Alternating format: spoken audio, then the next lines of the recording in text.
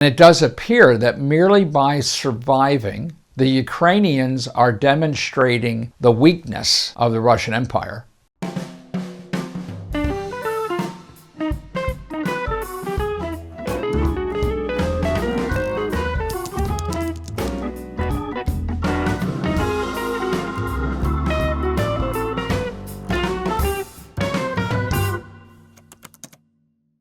This is Dr. Gary Kellner, and I would like to welcome you to Fair Game.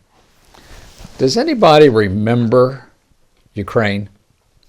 4 years ago, Vladimir Putin invaded Ukraine in an attempt to wipe out a democratically elected government in the largest territory in Europe. The response of the United States and the Western allies was fairly quick to condemn Russian expansionism and atrocities. The Russians made war on men, women, and children. What they did in the town of Bucha on the outskirts of Kiev almost beggars description. For the next couple of years, Ukraine was in and out of the news. To everybody's surprise, it wasn't the walkover that Vladimir Putin thought it would be, nor that most of the Western think tanks thought it would be. Instead, the world discovered that the Ukrainian people have a fierce desire to live. Now, I would imagine that most folks watching this are not experts in Eastern European history and don't know a lot about Ukraine, but Ukraine has been invaded by its stronger neighbors on 10 different occasions. The Ukraine that we talk about today has only existed as a country since 1991, when it declared its independence from the Soviet Union.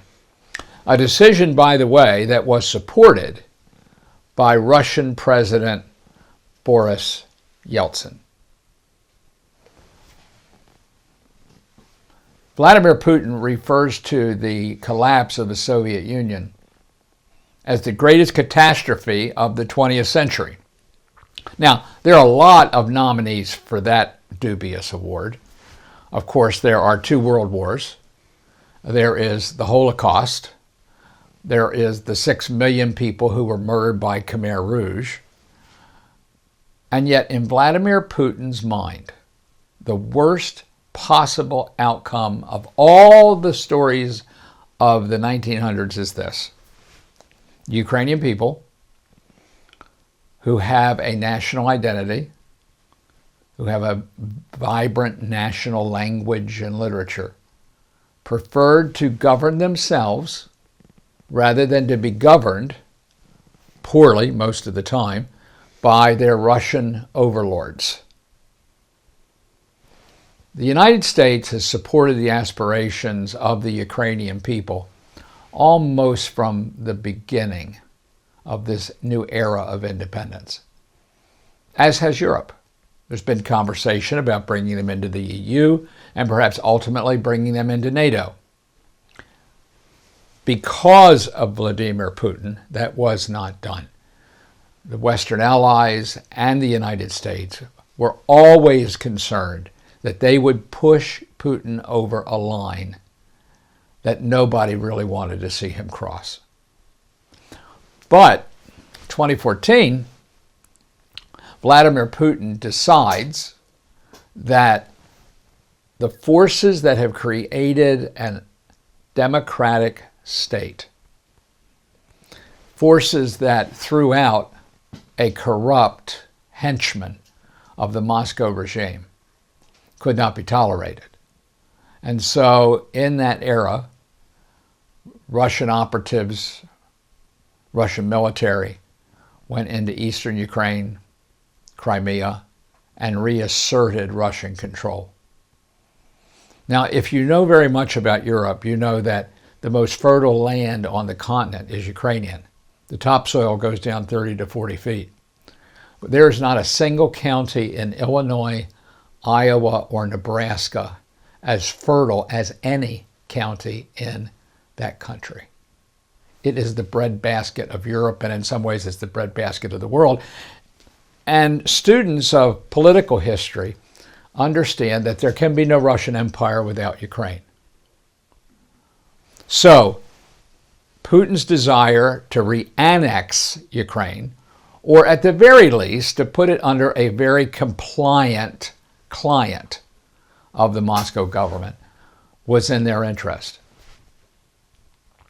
The last 4 years, the Ukrainians have shown a resilience that no one expected. In the opening days of the war, the Russians almost got to Kiev. In fact, they were on the outskirts of Kiev.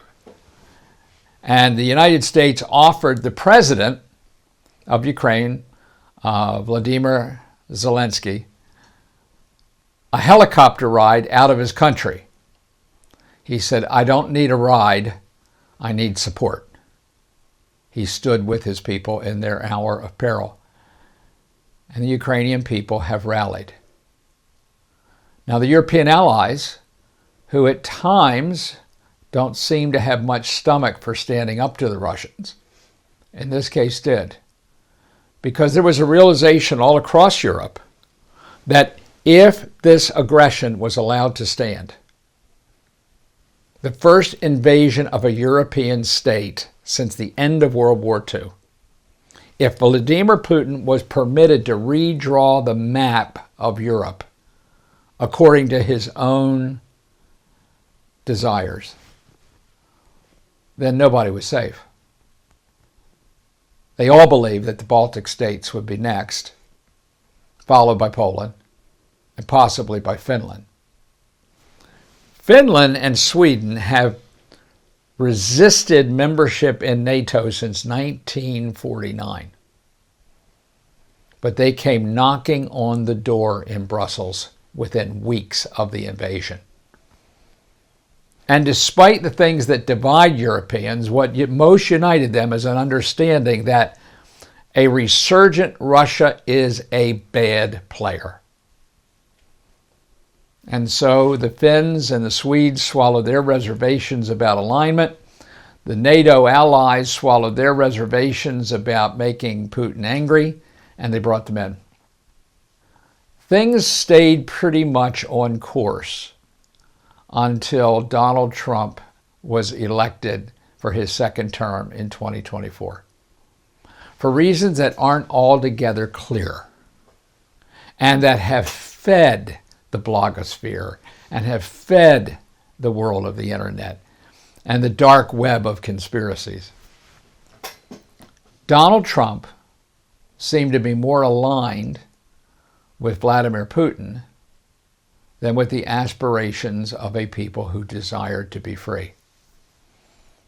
In this, Donald Trump was dramatically different than Ronald Reagan, who stood in the shadow of the Brandenburg Gate and in front of the Berlin Wall, and he said, "Mr. Gorbachev, tear down this wall." Dramatically different than Ronald Reagan, who referred to the Soviets as an evil empire because of their commitment to suppressing and controlling the human spirit.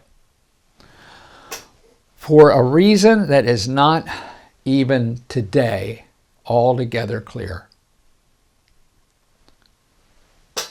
President Trump has leaned further in the direction of Russia. Within a couple of months after President Trump was inaugurated for the second time, the president of Ukraine came to the United States, dressed as he always is in his battle fatigues, looking like he's ready to do business. He does not look like a Manhattan lawyer or real estate agent. He was not in that Oval Office for more than 10 minutes before Vice President Vance gave him a lesson in how to dress in the Oval Office. Well, things really went south from there. And when he pointed out, and I think correctly, that he wasn't really there to talk about fashion, he was there to talk about the freedom of the Ukrainian people, the vice president really dressed him down and eventually ordered him out of the White House. We never did that to Fidel Castro or to Khrushchev or Brezhnev or any of a succession of Chinese presidents. But we did do that to an ally. That sent tremors through Europe. And when you start thinking about the Ukraine war in its 5th year, which has been pushed off the front pages by what's happening in the Middle East, that's understandable and to be expected. The story of Israel and the United States and the war with Iran, that's front page news. But that doesn't mean that Ukraine is irrelevant. And it does not mean that somehow we should all accede to the demands of Vladimir Putin. In fact, the Ukrainians have taken back about 250 square miles of territory in the last few weeks. There hasn't been a credible Russian offensive in Ukraine in 2 years. Reason for that is the Russians don't have any tanks left that were manufactured after 1945. They are out of artillery. They are practically out of munitions. And the Russians have taken 1.4 million casualties. President Trump famously said to Vladimir Zelensky, "You don't have any cards." Well, Mr. President, I would suggest that what we're talking about is not a card game. And it does appear that merely by surviving, the Ukrainians are demonstrating the weakness of the Russian Empire. They are demonstrating the absolute poverty of their approach to strategy and tactics. And unless the United States caves in, the Ukrainians are going to keep going. Will Russia stop? They will if the cost of continuing the war is more pain than they can bear. Their economy is in the dumpster. They have black crosses all across the nation of young men and young women who have died in this war. In the Second World War, the Germans were knocking on the gates of Moscow.